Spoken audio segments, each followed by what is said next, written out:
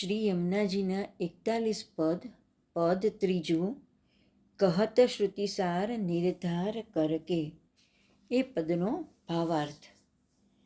શ્રી હરિરાયજી આજ્ઞા કરે છે કે એક બાબતમાં તો વેદની બધી શ્રુતિઓ સંપૂર્ણપણે એક મત છે. તેમનો અંતિમ નિર્ણય છે કે શ્રી યમુનાજી પોતાના ભક્તોના સર્વ દુઃખ દૂર કરીને સર્વશ્રેષ્ઠ સુખનું દાન કરે છે. શ્રી હરિરાયજી મહાપ્રભુજી પોતાની સખીને કહે છે કે હે સખી, ગોલોકમાં અને પૃથ્વી ઉપર શ્રી યમુનાજી સિવાય બીજું કોઈ આવું અદેય દાન આપવા સમર્થ નથી. શ્રી યમુનાજી કૃપા શક્તિ હોવાથી શ્રી યમુનાજી જ આવી કૃપા કરવા સમર્થ છે. શ્રી હરિરાયજી મહાપ્રભુજી આજ્ઞા કરીને પરોક્ષ રૂપે આપણને સમજાવી રહ્યા છે કે આવા કૃપા સાગર શ્રી યમુનાજી મળ્યા પછી તેમના ચરણનો દ્રઢ આશ્રય અને તેમના ગુણગાન છોડીને તમે દુઃખમાંથી મુક્ત થવા અને સુખ શોધવા બીજે ક્યાંય ભટકશો નહીં.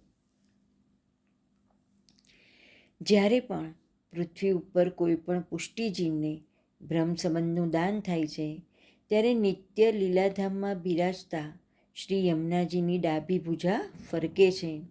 શ્રી યમુનાજીને આનંદ થાય છે કે પૃથ્વી પર ગયેલો એક જીવ ફરી પાછો લીલાધામમાં આવવાની આજે યોગ્યતા અને અધિકાર મેળવી રહ્યો છે. આવા આનંદ મંગલના સમાચાર આપવા માટે શ્રી યમુનાજી ઉલ્લાસ અને ઉત્સાહથી શ્રી ઠાકોરજી પાસે પહોંચી જાય છે. કેવળ પુષ્ટિ ભક્તો કે જેમના પર શ્રી યમુનાજીની કૃપા થઈ છે તેઓ જ તેમનું નામ સ્મરણ અને નામ સંકીર્તન કરી શકે છે.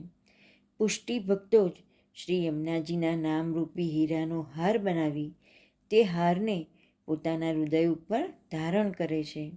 શ્રી યમુનાજીનું એક એક નામ રત્ન સમાન છે.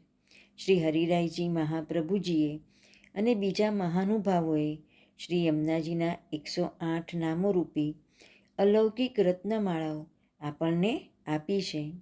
શ્રી હરિરાયજી મહાપ્રભુજી આજ્ઞા કરે છે કે શ્રી યમુનાજીની કૃપા પામવા શ્રી યમુનાજીનું નામ સ્મરણ કરતા રહો, ગુણગાન કરતા રહો.